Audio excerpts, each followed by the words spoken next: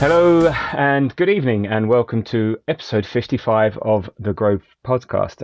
My name is Tabs, and yes, yeah, a good weekend indeed for all Arsenal fans. But before we get into the meat of the show and how we do it, I want to introduce you to our guest. He's been on a couple of times before.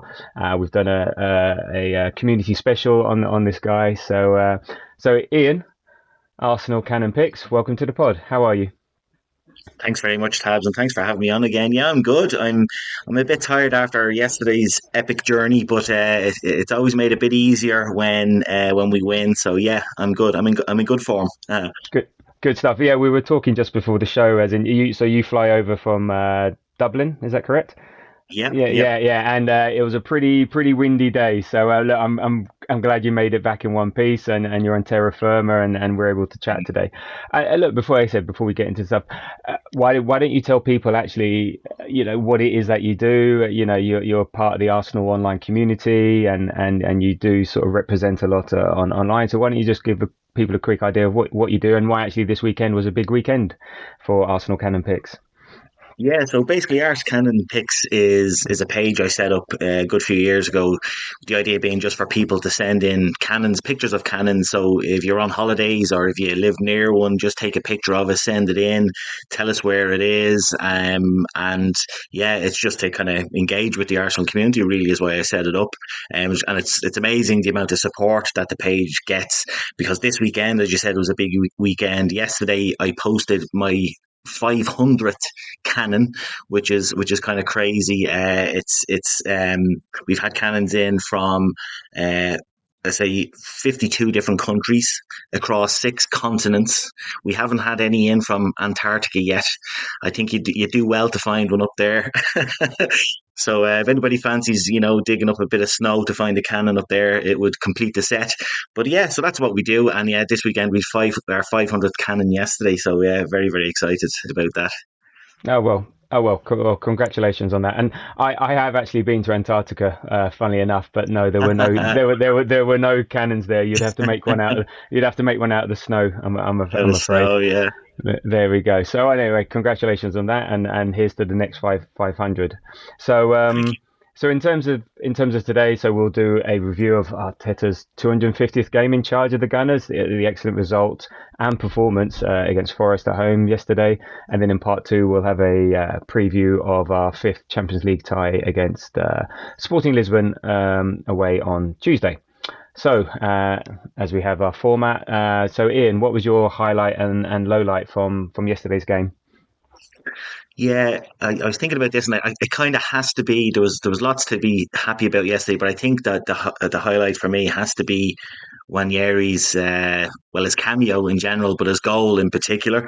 I mean how he took that goal, how he the little like even before that, the little shimmy he did when he took the shot, he's so direct. He's just so fun to watch. But the goal itself, his first ever Premier League goal, making him am I right in saying the second youngest Premier League scorer behind Cesc?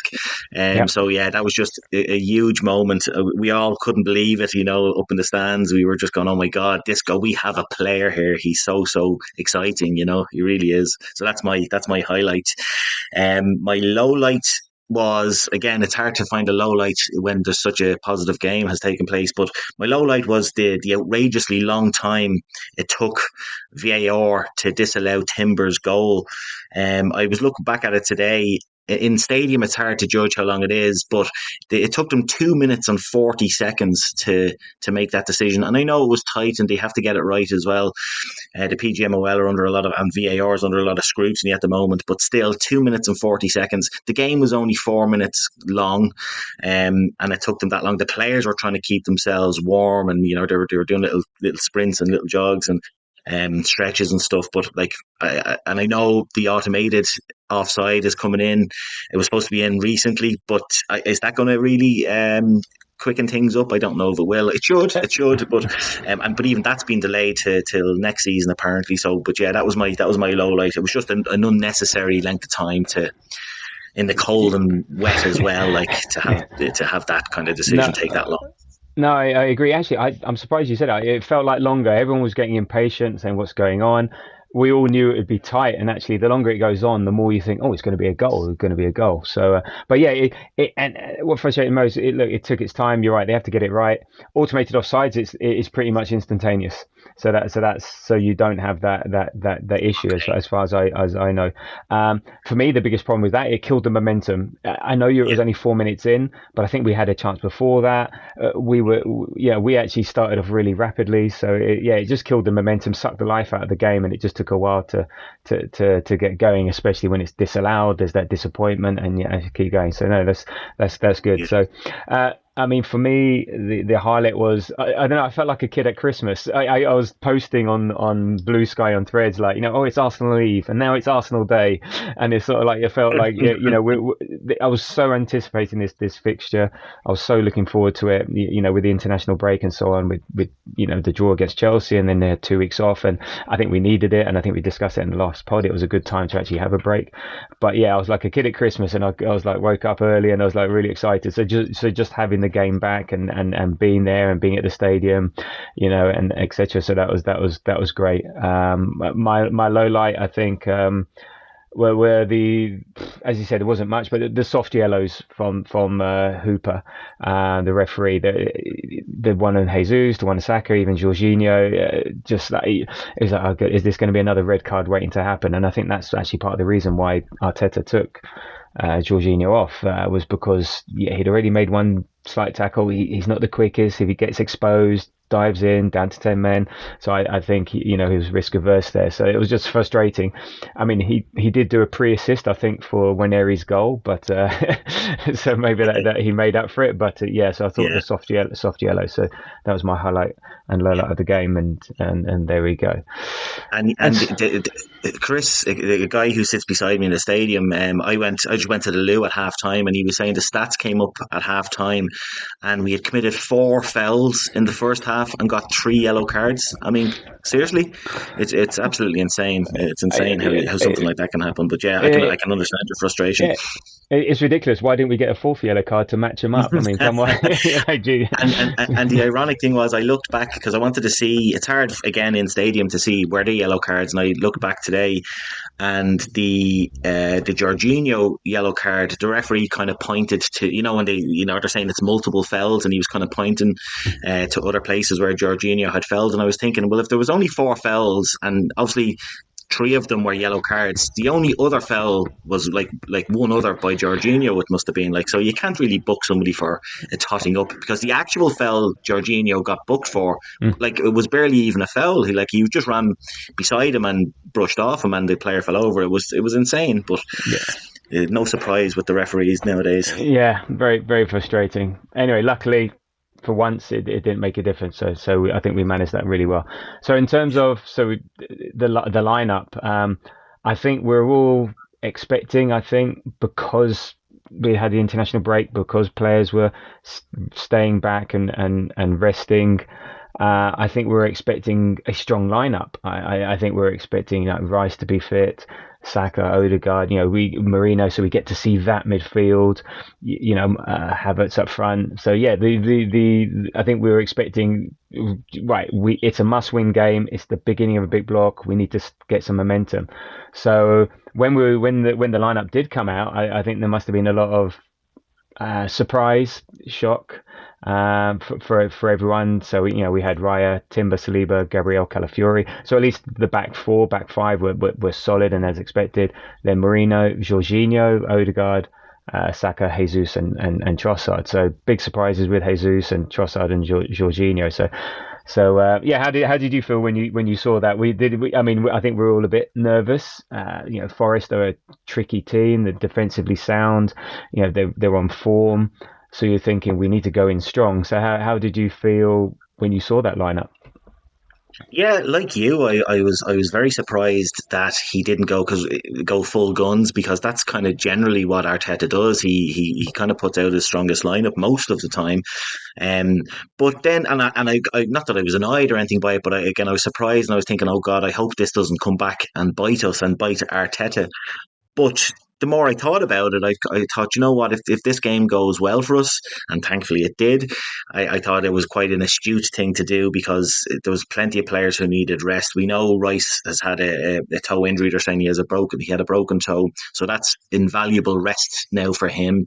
The fact that Havertz got full rest as well, because we've been overplaying him, as we all know. We've been relying on him because Jesus hasn't been able to step up to the plate, and Martinelli as well to get rest. So it was obviously, in hindsight, if the game had gone wrong, we'd all be giving out about it. But I think it was a wise decision, because, as you say, Nottingham Forest have been playing very well. I heard earlier on that before yesterday they were only behind in the game.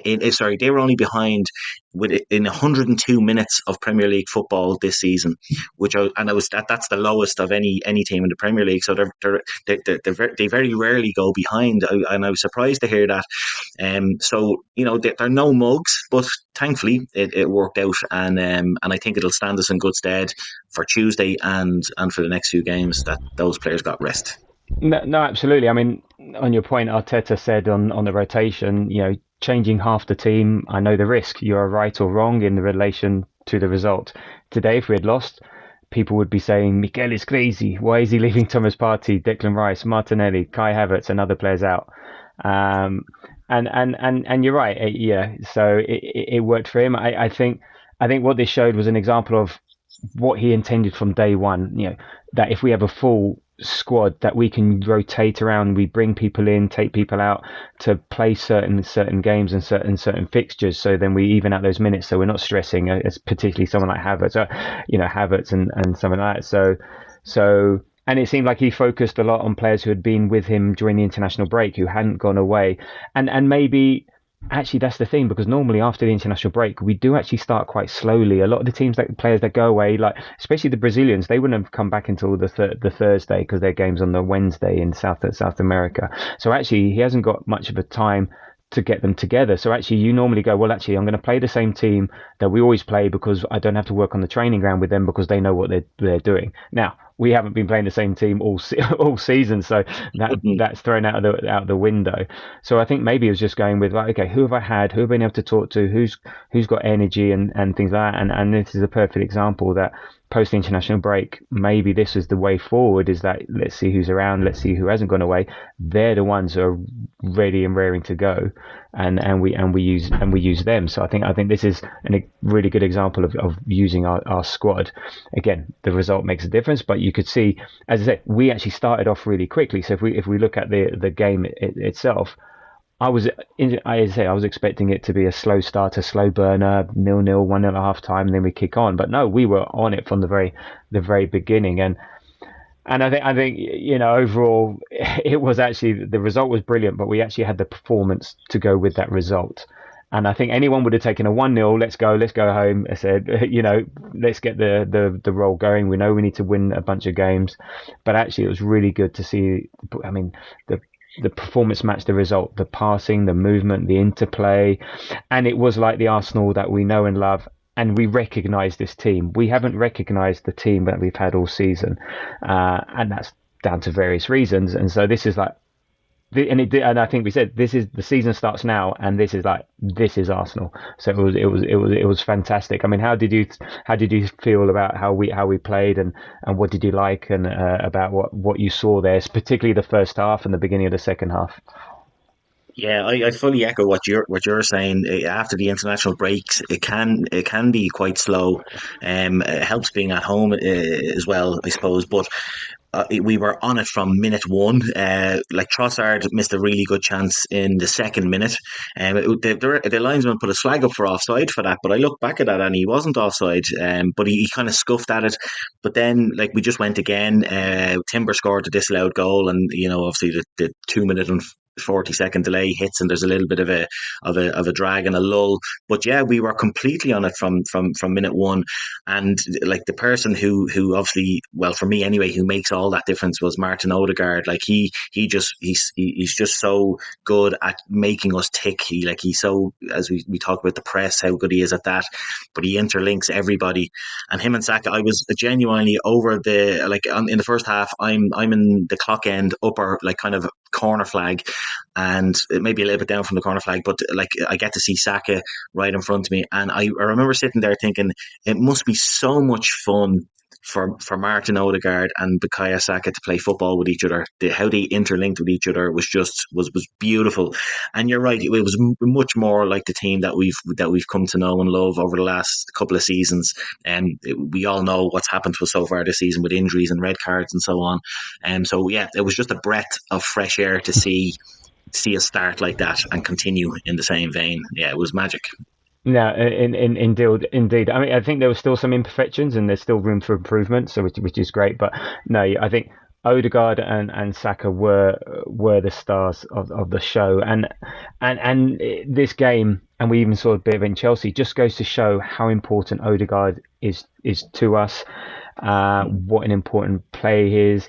I mean, he was everywhere. He was directing traffic, dictating the tempo, leading the press, getting the crowd going. He was setting up chances. It was just gorgeous to watch, and we've missed that, and you just can't replicate that with Trossard and Havertz in midfield or whatever. You know, whatever. Even Nwaneri's not going to be anywhere near that. He just offers something that is different, and his class and his skill. So yeah, it's a very, and even he is a single point of failure, but we should have bought someone that to cover, but you just cannot replicate that, and you can't have someone as cover for that. So it's always going to be a challenge to when he is out what to do. And there was this one moment that just summed up. I think it was the second half that summed up for me what he offered. He picked the ball up between Gabriel and Saliba, and he basically wall passed his way up to the other end of the pitch, to the end of the way. It was literally every second pass was a pass to Odegaard, give and go, wall pass.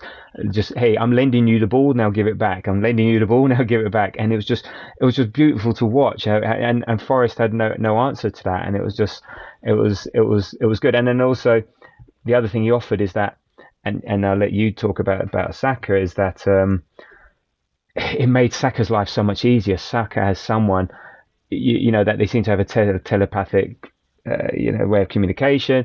He takes pressure off Saka, so everyone's always 2-on-1 on Saka. Well, Odegaard now can take a man away, like he did for the goal for the goal for Partey. He took the player away, and Partey was open, free to shoot.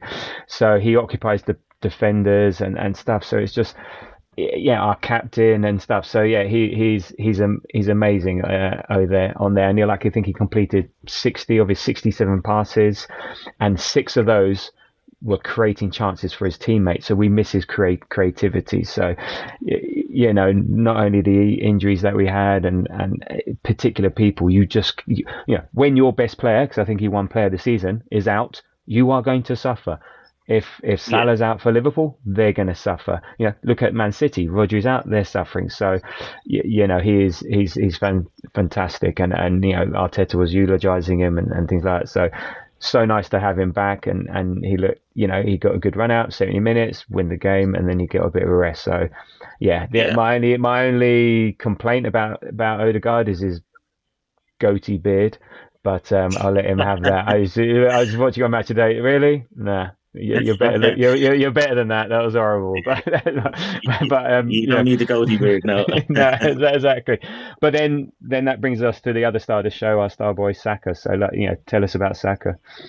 Yeah, and I'll talk about Saka now. And just to finish off on Odegaard, when I was on this show first, you guys asked me who my favourite Arsenal player was, and it could have been one of many, but Martin Ødegaard. I said at the time that he is our everything. Like, he's just so good at so many things, and it's no surprise you take him out of a team, that they're going to suffer, and that's what's happened with us. But yeah, I echo everything you said about him. He's just unbelievable. But Bukayo Saka, I mean, he's right beside him in terms of quality and how he dictates how we play. Like, we're very right side uh, centered is probably the wrong word, but we drift over that side because we're so strong there.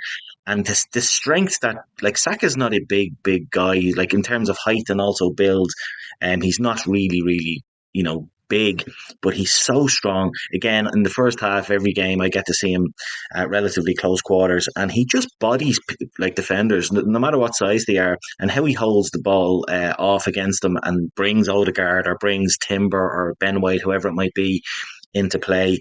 It's just a joy to watch, and it was so. I'd say as a Nottingham Forest fan or a defender or the goalkeeper, like they probably knew. Well, they did know exactly what Saka was going to do. They knew exactly what he was trying, but it's a completely different thing trying to stop him doing that. His goal was just sensational. Now I would question the goalkeeper a little bit because the ball didn't go, in top bins. Like it was at kind of his head height. Like he was crouched down. He was in a weird position when Saka shot, but still take nothing away from Saka. He was incredible the whole game. And to watch him interlink with Odegaard, as I said earlier on, it must be just an absolute pleasure. It's like two adults playing against a load of kids, and they're just too good for them, and they're just knocking the ball to each other and running around. And Odegaard's little touch to Saka for the goal was like, oh my god, and you hear the little oohs and ahs when these things happen in the stadium. It's like, it makes like me traveling. There are people who come from further afield than Dublin, but for me to make that journey, that little ball from Odegaard alone was worth the trip and the journey, and nearly dying on a Ryanair flight back in the wind. The two of them are just brilliant. And Saka, I mean, he's the star boy, and he just keeps putting the ball in the net, and all his assists. He's like, is he going to break Cesk's record? Well, Do you think? is it Henri's record? I think it is. So Henri. Henri. And then KDB, Kevin De Bruyne has done it as well. 20 assists in a season, but they were 25 and 29, and they did it. So he's on course, So he's got. I mean, the stats from yesterday's stats this season. So eight assists this season so far in 12 games. So he's the top assister in the Prem. He scored 4 goals this season. 26 goal involvements in the last 28 Premier League appearances. So 15 goals, 26 goal involvements in 28, 15 goals, 11 assists. But yesterday, 13 touches in the box, 6 shots. He won possession 5 times. He created 4 chances. He won 4 duels, a couple of successful take-ons, a couple of shots on target. He won a couple of fouls. 1 goal, 1 assist. That man is just churning out the numbers week in, week out. We look at Salah for Liverpool, and unfortunately did it again today. I mean, assisted massively by Southampton, but we won't go there. Yeah. But we see him week in, week out, and we go, he scored again. He's delivered again. He's delivered again. And if you're going to try and win the league, a bit like KDB for City when they were in their prime, last season and the seasons before, it was KDB a goal, KDB assist, KDB a goal. You need a player like that keeps delivering week in, week out, that you can count on. And you're right, his upper body strength, he's just getting off the ball is impossible. So him and Ødegaard together, they're the dream ticket. I wish we weren't so far behind, but with them we've got a chance. We keep them fit, we keep them playing, we got a chance. So and you were right. There was a couple of touches all around us, like you think he's going to lose the ball, and then suddenly 2 defenders go one way, Ødegaard's going the other way, and how on earth did he do that? It's like it was just his touch. He's got slippers for.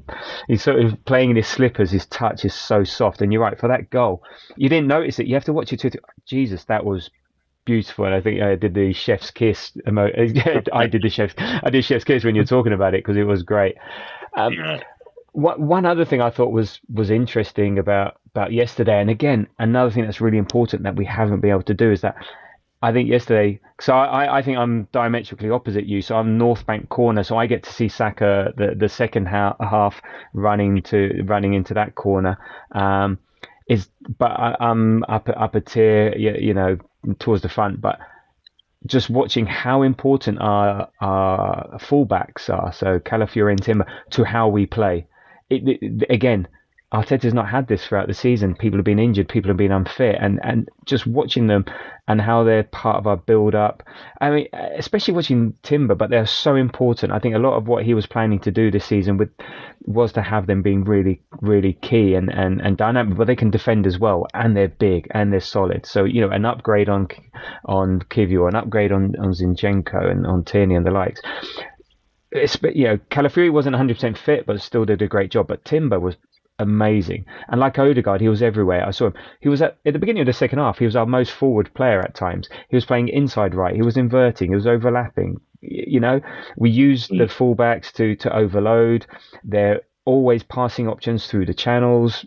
Down the inside left, inside right, and that is so hard to defend against. And it's sort of like, how are you defend? Hang on, why is Timber there? He, Yeah, is nuts, and just the shape and the movement. So and we were playing with a three a lot of the time, so Calafiori would go back into three with Gabriel and Saliba, and Timber would be a lot further forward. But then if Calafiori goes forward, then Timber then drops back, and just that, and it just means in midfield and up front you've just overloading, and it just must be so hard to defend. And I was saying to the guy next to me, what are you supposed to do with this? What happened to 4-4-2? yeah. It was crazy. I don't know if you were able to see that from where you were, or if anything else you Yeah, noted that you thought yeah. this is Arsenal. Yeah, when you look at Timber and Calafiori, I'm probably going to make a mess of this analogy, but what's the thing they call in chess? When you get a pawn to the end, like to the back, and they get kinged or something like that. I can't Yeah, remember. Like in checkers, you get another one put on top. yeah, That's what it's like with our. that's kinging in checkers. I don't know what it is in chess, but in Yeah, yeah, checkers, yeah, yeah, yeah, but you get what I mean. They yeah, just out of nowhere they just become these extra pieces in the opposition's box, and like again, it must be an absolute nightmare for the defenders to try and keep an eye on them. And even in that first half, when we are talking about Odegaard and Saka doing the little 1-2s in the box, Timber was doing that as well. There was one unbelievable chance. I was looking back, I was counting the amount of passes, and the ball was being like nipped into Saka and Odegaard, and it was played into Timber, and Timber played it into kind of more the centre of the box, but he just played it in between. I think it was Jesus and might have been Trossard, I think. But Timber was involved in that little kind of tiki taka around the box and in the box as well. And then you look on the other side, and Calafiori's there as well. The Nottingham Forest defenders' heads were swiveling. They didn't know what to be doing. But it's a beauty to behold. And I think Arteta uses them so well. And again, no surprise that when we weren't picking up too many points in recently, that we were playing with an unfit Ben White, and Calafiori was injured, like, so, and again Odegaard wasn't around, so you kind of very quickly realise why we weren't picking up wins and full points. So yeah, but it's a joy to behold watching the fullbacks just yeah. show up randomly in these places. No, I love it. It's just you're just watching a different sport from what I was used to watching 5 years ago, 10 years ago. When I first started, it's just unrecognizable, and I really enjoy it. But it's just sort of like you're sort of like wide-eyed when you're watching it, and it's Can you imagine? Can I you imagine? So go on. can you imagine Lee Dixon and Nigel Winterburn doing all that? I love them to death, and that was my Yeah, era, and that's where yeah, bombing up and down, and then hard nut tackling. Yeah, the yeah, game is just a different sport, and stuff, and it's incredible to watch. I think we're very lucky to see it and see it done at such a high level, and when you watch these players again, we as fans, we're always very nervous. So even the guy next to me, when we're playing around at the back, he's still going just get rid but yeah, their ability in to play in small spaces under pressure, and the security, ball security, and stuff like that, it's incredible. And you just think, and we are inviting, and it is a bit high risk, high reward, and it's every now and then it's going to fail at some point, but they're drawing it on, they're creating those moments, and it's bang bang bang, and then all of a sudden you've gone past three players.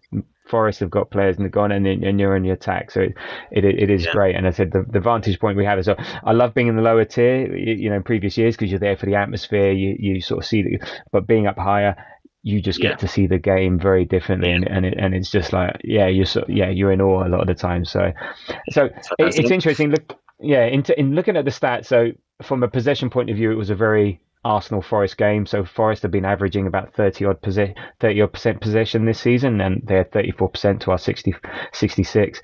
We only had 1.19 expected goals, which I was surprised. Maybe we had chances, but maybe they weren't high leverage chances. I mean, we had 19 shots to their seven. Seven of our shots were on target. Forest didn't even have a shot on target.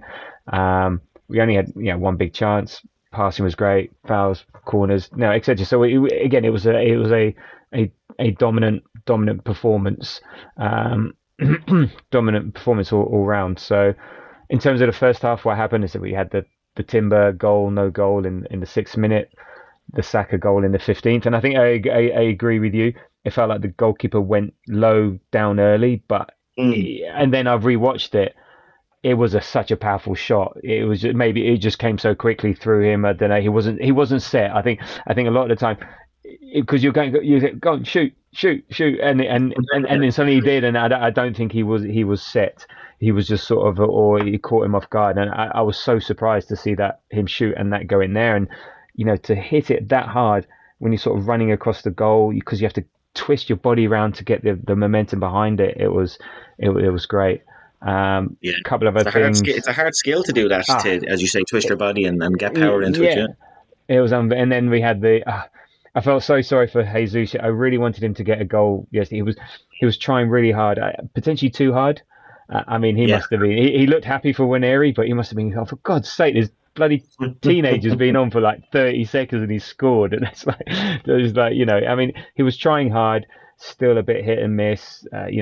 A shit yellow card. He had that one curler, very reminiscent of his goal against Leicester a couple of years back, just wide, and it would have been so nice for him, for his confidence that went in. Yeah, Uh, to sum up this, I think sums up Jesus's day, because it was a great opportunity for him. He was given the full game, and he didn't grab it with both hands. He didn't do anything necessarily really bad, but he just didn't do himself justice, I don't think.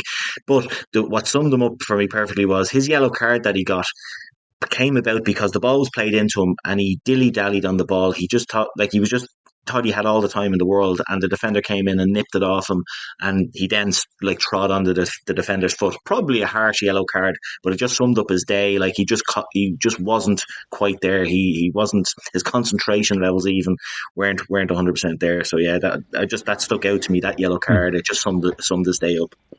no, no, totally. I think, yeah, it's just that's a confidence thing. A fully confident, fully trained Jesus, he knows what to do, or he holds onto the ball. His touch is better, his control is better. It's just where he's at the moment, and he just needs to build it. In terms of, what he did his job yesterday, because his job was to make sure Havertz didn't play. That was his job, and he did Yeah, that. So he did that perfectly. We won 3-0. He was part of that team. He almost scored. He was involved in a couple of chances. But in terms of his one job was, we don't want Havertz to play. He did it, so we got to give him some kudos for that. I think in the 40th minute, Tross had a shot near post, good save by the keeper, and then there was one, I'm sure it was going in. I think it was good movement between Jesus and Ødegaard, and then Saka came in and had a shot, but I think it was a really good save. So I think 1-0 at half time, maybe could have been 2, but we were dominant. Forest went in it, and I think it was pretty much similar beginning of the second half. We had to make the substitution with Partey for Jorginho, and Partey, I think, had a really good game. He was making some really good. He was nipping the ball away. It was one of these ones where he's doing lots of tackling, but it was all stand upright, and it's just putting he seemed to have telescopic legs that would come out and just nip the ball away, and then we'd be away. But his main contribution was the party goal. So how did that? You must have had a good view of that, because I'm side on, so we weren't too sure where the ball's going, and if it's Partey, it could be going wide, over, left, right, centre, which he did afterwards. But how did it look from yeah. your side? Yeah, it looked sweet from where we were, and I thought, because anytime Party shapes up to take that shot, he normally always goes near posts, normally low near post, but sometimes didn't he score a screamer against Spurs, going high, kind of near post. I think the keeper. I watched the goal again today, and the goalkeeper, if you watch it, he took like a half a step to his left. I think half because he was anticipating probably Party going to the near post, but he you could see the keeper kind of turning his head. He's trying to look past a defender who was in his way. So the keeper took a half a step to his left, and then Party, double bluffed him and went the opposite side, and he couldn't get to it. It was an absolute cracker. We couldn't believe it, because Party has scored his fair share of crackers, but he's probably had 100 shots to 3-4 goals, in that situation. So you expect it to go into Rose Ed. So there was a bit of shock amongst us as well, but it was fantastic because we know 2-0 is a dangerous scoreline, but the way that game was playing out, like the 2-0 was a very comfortable 2-0, like, because that 1-0, I even said it just as the second half started. I said, look, we're doing really well here, like Forest haven't laid a finger on us, but 1-0, anything can happen, a dodgy penalty, something. So it was just great to get that second goal. It was fantastic, and how he took it was brilliant. Yeah, yeah, no, it was good, and also early in the second half, settle the nerves, settle the crowd. Yeah, Like you, I looked at the goal again, and the one thing stood out. So nice play down the right. Saka has the ball, but Ødegaard makes a run down into the yeah, box, and it just took the defenders away. So it gave Party that space to shoot, and even the referee made a bit of a dummy run to distract players and stuff. But yeah, yes, yeah. So, but yeah, you're right. Yeah, he does normally go inside and curls it in, and yeah, he's got John. Well, he's got a bit more goals than John Jensen, but he sometimes has John Jensen finishing with, like, left, right, centre. The North Bank still suffering from the old North Bank at Highbury, still suffering from John Jensen's attempts to and score. Jensen, God, there's a Yeah, blast those. from the past. Do you remember? I don't know if you remember his goal again. I think it was QPR when he actually QPR, finally, yeah, I yeah, do. and it was an absolute cracker of a goal that he And got. It was it then was very Party-esque. yeah, yeah, and they had at the time they had printed. I was there when John Jensen scored T-shirts, and but they had them for probably about 2 years. He hadn't Oh, scored in so long, or they had them for a long time, and eventually he banged one in against QPR, and the fantastic. T-shirts were handed out. Yeah, All right, kids, you're gonna have to Google that one. But I think he doubled up as a Danish porn star as well. But anyway, that's for another day. So he had the look all right. he did have that 70s look about him. Okay, and then we started to make some substitutions. So Zinni came on for Calafiori. I think Calafiori is starting to flag first game back. That's fine. Mm, yeah, Uh, then that was 67. Then I thought maybe Arteta made his subs a bit late. I was thinking this game is crying out for Martinelli. There's so much space behind, an opportunity to break. We needed to change something. I think we were getting stale like halfway through the second half. Forest started to dominate. They had a period. I think there was one shot where Chris Woods actually defended it well for us. Yeah, yes, he didn't know anything about it.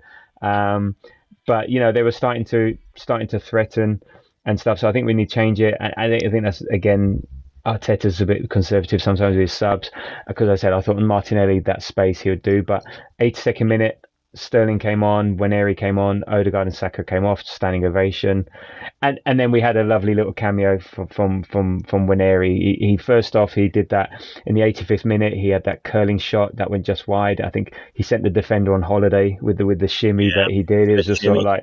like he's still like, he's still he's got the physio today trying to sort out his back, because it was all in all shapes and sizes. And then he got his goal, and so happy for him. As we said, I think it was sort of a 1-2 with Sterling, then finished it inside the near post. I think Forest were complaining about the restart with the drop ball, but not. I don't care. Yeah, Um, and as you said, it's that he's like the second youngest player at 17 years and 240 days to score for Arsenal behind Cesc.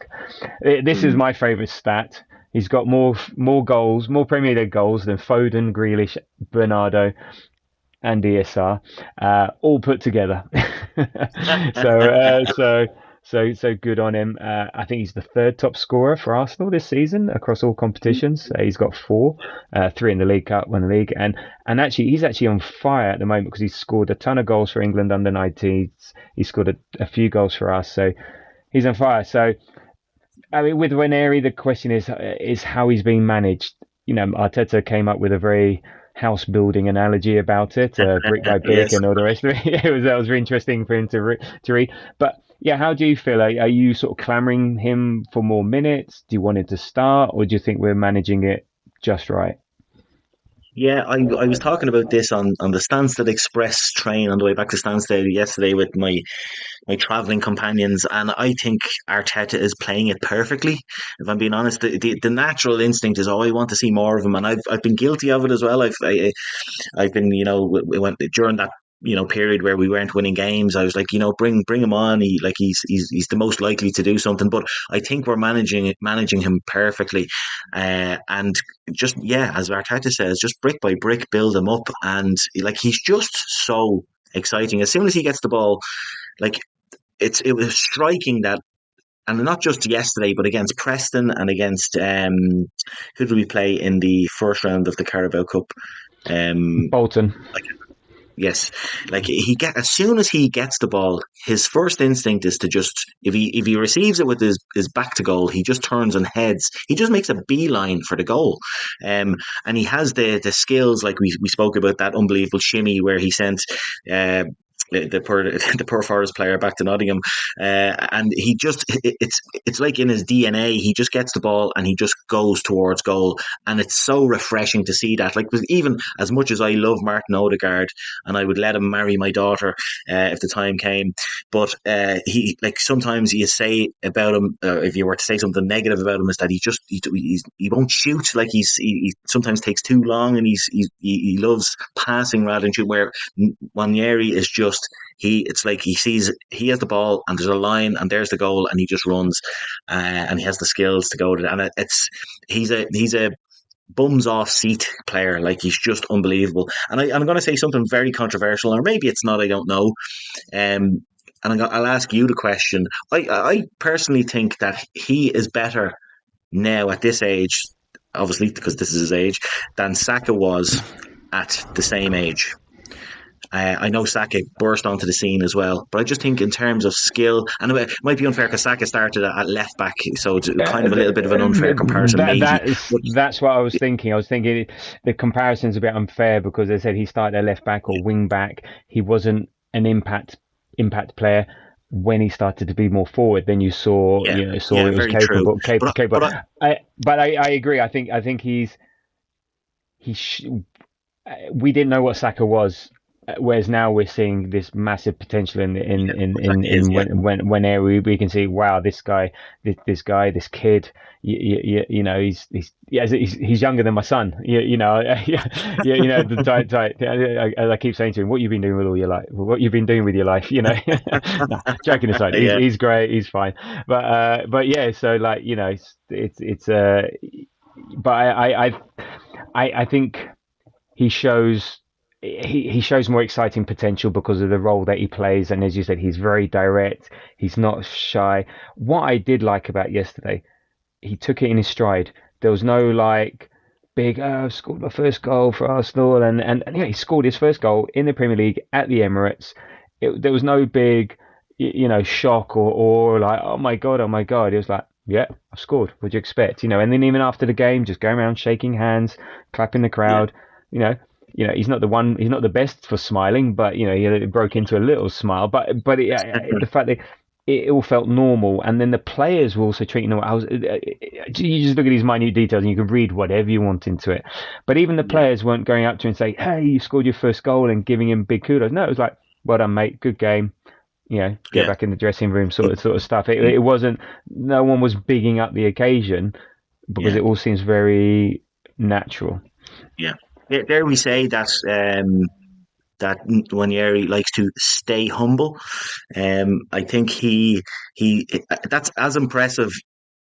Like his demeanor is as impressive as his football ability. Like it's very easy, and we know young players have been ruined by bursting onto the scene and becoming too big for their boots, and kind of ruining their careers. There's been so many of them, and Nwaneri's the opposite. He's as you say, he's just taking it all in his stride, and he stays humble, and it's really encouraging to see that, because and you know what, having role models like Saka and Martin Ødegaard, like Martin Ødegaard is a guy who at 15 years old went to Real Madrid, and things didn't work out for him probably because of that, and Ødegaard recognises Nwaneri in himself, I guess, and rumours are that Ødegaard has him, like, is looking after him, is keeping him under his wing, and like, I know there's a whole squad there to look after him, but can you imagine having two better role models than Martin Ødegaard, who's been through that, what he's gone through, and Saka as well, and Saka's gone through it at Arsenal. Like it's I think we're very lucky in that position to have those guys looking after him as well. So yeah. No, Just so excited to see yeah. how far he can go. Yeah, no, absolutely. Another way you can terminate the way he is, it's business. It's just business. I'm getting on with my Yeah, business, you know. yeah, And there we go. It's my job. I'm good, and I'm going to get on with it. And you're right that it's great to have those role models, and I think we are managing it just right. I think circumstance meant, we wanted to see more of it. We were clamoring for it, but I think again, Arteta's job is to build him and build him right, not to ruin him. And in Arteta we trust. He knows what he's doing, and sees the metrics. I was reading about it. He may have all the skills and the attitude and all the rest of it, but physically, is he up for it? A 17-year-old playing, starting from the beginning in a Premier League game, physically but also mentally, you would have to plan to take him off after 60 minutes, because they will absolutely be shattered, unless it's an easy game, you're 5-0 up, whatever. But there's a big difference between coming on and doing something for 20 minutes than it is starting a game and dictating a game. So I think maybe there's a physical component that we don't know behind the scenes that would suggest, maybe physically he's not up to that yet. As you said, look how strong Saka is over year, that he's built up that strength, that solidity. You're right, he's not muscly, but it's just sort of like, you're not going to push me over. I've just got such core strength, and that's yeah. maybe where he's missing. So that's potentially. I'm speculating here, and we've got to trust the people that have got the numbers, have got the stats, and so on. So Yeah. no, good on him, and that was game over, and it was lovely to see. The only other, I think, player that stood out for me, I think Marino. We're starting to see who he is, what he is. He did that in a cameo for Chelsea, against Chelsea. He's another player all over the place. Very great at the headers. He's a threat at the free kicks and corners, and I like what he offers. And so that was really good. So a really good way to start this block of important games. And next up, as we discussed now in part two, is Sporting Lisbon away on Tuesday. So Ian, what are you looking forward to, not looking forward to about this game? I'm looking forward to hopefully seeing Arsenal, put in a similar performance and be as fluid as they were against Nottingham Forest. Obviously, it's a completely different game, and we're going from playing even though they have a high position in the league table, but kind of a lower opposition in Nottingham Forest to one of the hottest teams in Europe right now. I mean, they're second in the Champions League group, and so I'm just hoping that we go in. I'm looking forward to seeing us hopefully impose our game on them, and seeing more of Ødegaard and Saka. What I'm not looking forward to is Gyökeres potentially having a field day. But look, we have probably two of the best defenders in the world who hopefully can look after him. And maybe while he's running around, can whisper in his ear, come to Arsenal, come to Arsenal. And we might get him in the summer, you never know. So, yeah, I think it's going to be a very, very good game. I really do. Yeah, I actually, in terms of what I'm looking forward to and not looking forward to, it's the same thing, and it's what you said, Gyökeres. I'm actually looking forward to him to see what he's like. Is all the hype there? He plays in a lesser league.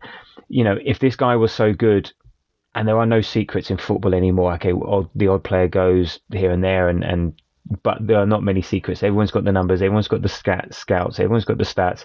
So why is he playing at Sporting Lisbon? Why was he at Coventry? Why didn't someone pick him up in between? So I'm really interested to see how he does fare against us. So I'm actually looking forward to that, because again, all the talk is there.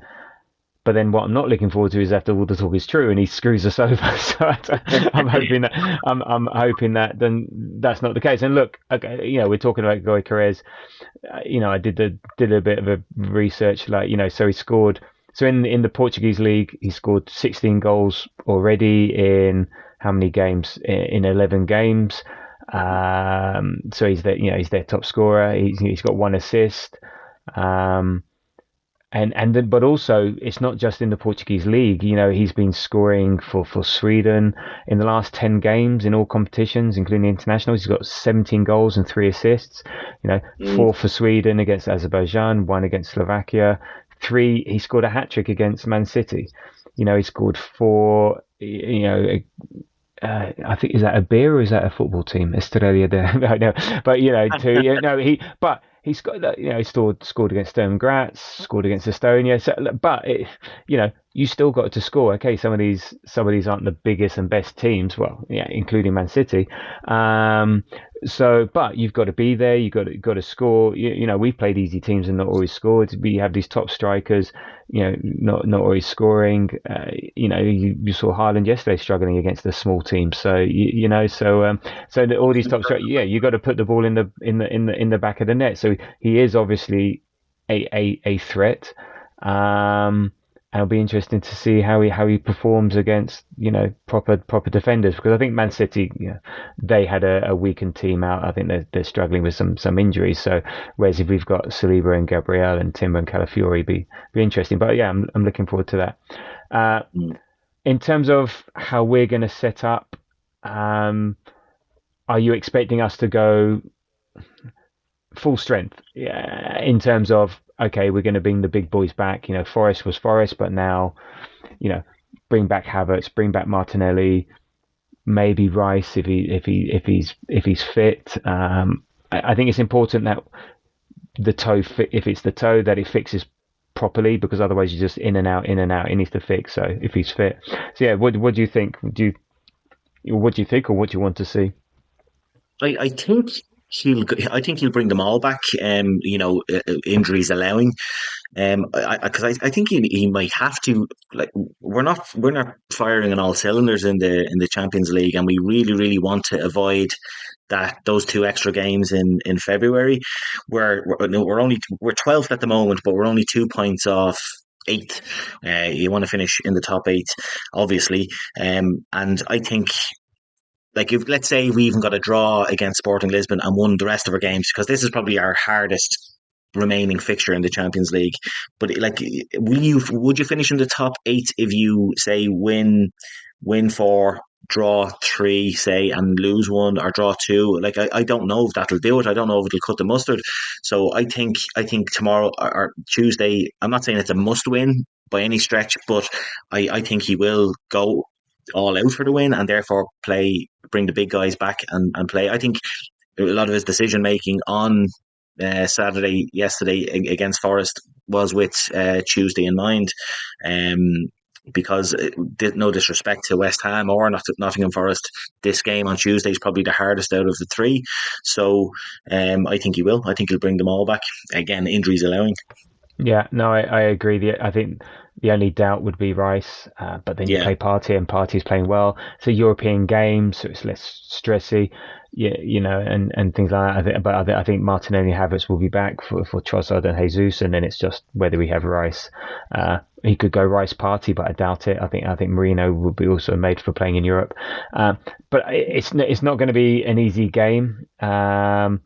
Sporting Lisbon are informed domestically and in the Champions League, and he said, and we've got some history. I think the last time we played them was the Europa League back in March 2023, when we drew 2-2 away, then 1-1 at home, and we lost on pens. And that was that painful evening. It was just wrong on so many levels. We lost on penalties, so out of that. But also it was when Saliba and Tomiyasu both got injured, which pretty much put paid to our title challenge. So we owe them. We owe them big time. But it's not going to be easy. I think they're one of the form teams in Europe. I think they're top of the Portuguese league. They've Yeah. played 11. They're on 33 points, so they've won every game. They've got a goal difference of plus 34 after 11 games. Now, it's the Portuguese league and stuff like that, but still, you've got to do it. They've only had one tough game. They've only played Porto, but they beat them. In terms of the Champions League, they beat Lille at home, drew 1-1 with PSV away, beat Sturm Graz away, and then beat Man City 4-1. So, have they been properly tested? No, but it's a bit like they've got form, they've got momentum. So who knows what's going to come. I think one benefit on our side is that I think is it Pedro Gonçalves, who's I think he's a key midfielder for them who may be out. I think he's their second top scorer.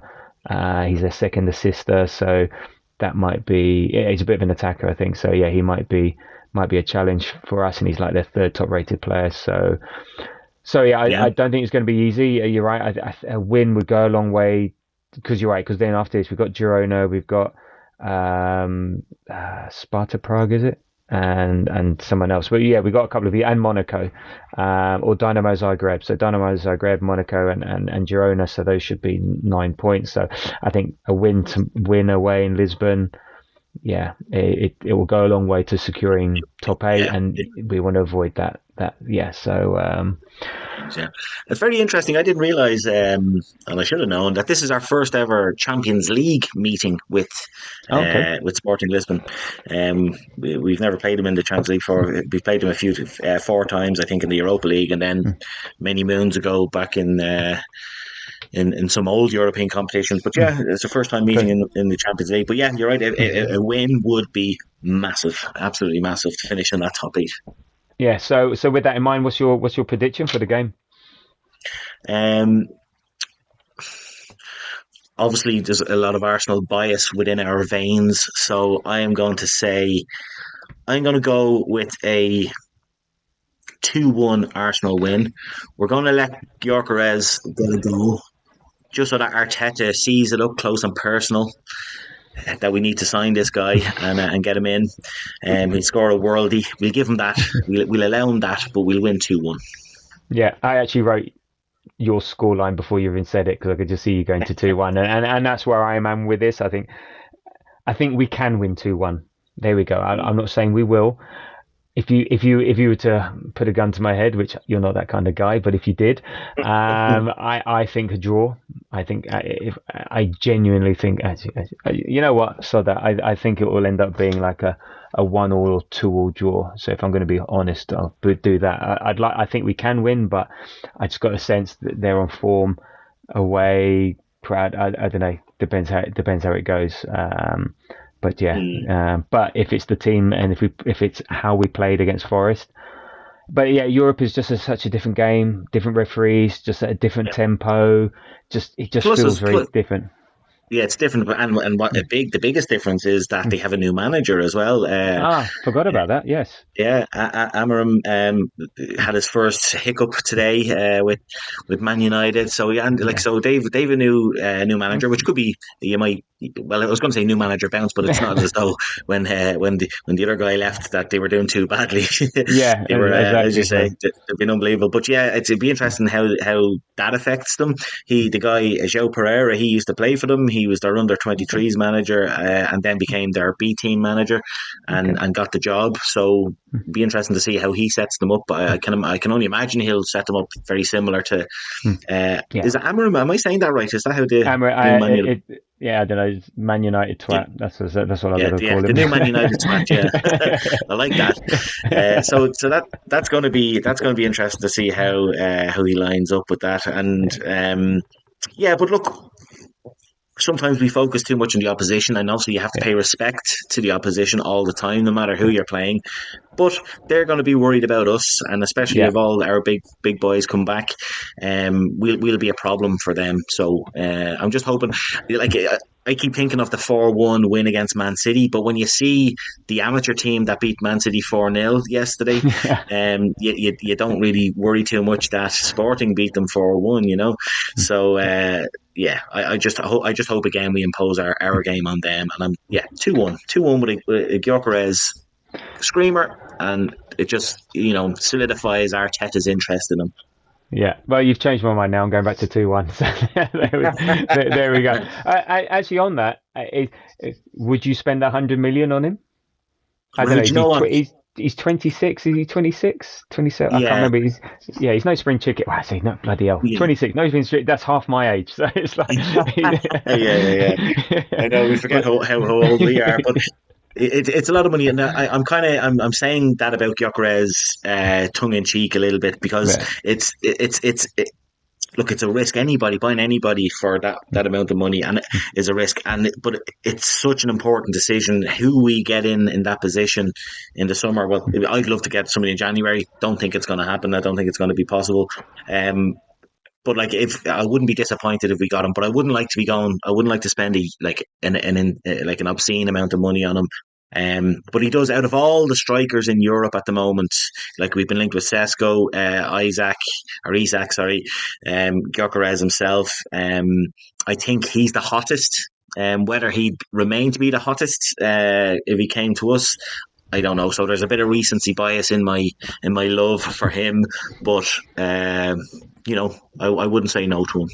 No, absolutely. It's not our money. Let's have him. Yeah, exactly. Yeah, just splash the cash. Go for it. There we go. There we go. Oh, look, Ian, thank you very much for that. It's been a great chat. I think we're going to end it there. So we're going to win in Lisbon, 2-1. So yeah, looking forward to that.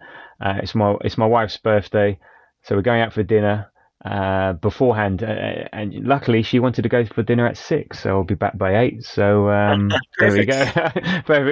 Perfect does it. Perfect does it. I mean, hopefully I can carry on watching it, but we'll see. But there we go. So look, Ian, it's been a great pleasure having you on, and I'm pretty sure we're going to have you on again sooner than you realise. So appreciate that. Look, how can people find you on all the socials? Threads, Blue Sky, X, I'm, yoga carton and strings, smoke clouds, yeah. whatever. How can people find you? See what you're up to. See what I'm up to. But yeah, so I've the same handle, thankfully, on all the platforms you just mentioned. So it's at Art Cannon Pics, ARSECANNONPICS, and yeah, and look, if you're on holidays, if you have any hidden Canon pics on your in your phone gallery, send them in to me. I'm trying to get to 1,000 now that I've got to 500. So yeah, but on all those platforms, at Art Cannon Pics. And Very good. thanks very much, And Pat, for having me on. oh no, it's a pleasure. And listeners, no trouser cannons, please. So there we go. Absolutely no trouser cannons. And if you want to know what that reference is to, that you have to go back to when we interviewed Ian back, I don't know, episode 23 or a while back. You can find it in our back catalogue where we had a bit of a chat about Ian and his background, his love for Arsenal, and all things like that. And yes, we had a bit of a laugh about trouser cannons, but there we go. Okay, so Episode 28 it is. Episode 28, I can see it. episode 28. There we go. And look, we are not particularly on X. We post on there, the pods, but we're mainly on Threads and Blue Sky at the Grove AFC. So you can find us there, have a chat. You'll see me doing my thing there. And then our next show will be out after the Lisbon game, pre West Ham. So keep your eyes and ears open for that. So again, thank you, Ian, for joining us. You're very welcome, and thanks very much for having me on. And hopefully, Moz will be back next time I'm back on. Yeah. So yeah, no, In, thank you very much. It's been a pleasure. Indeed, thank you very much too. And listeners, I'm glad you made it this far if you did. And until the next time, come on, you Gunners.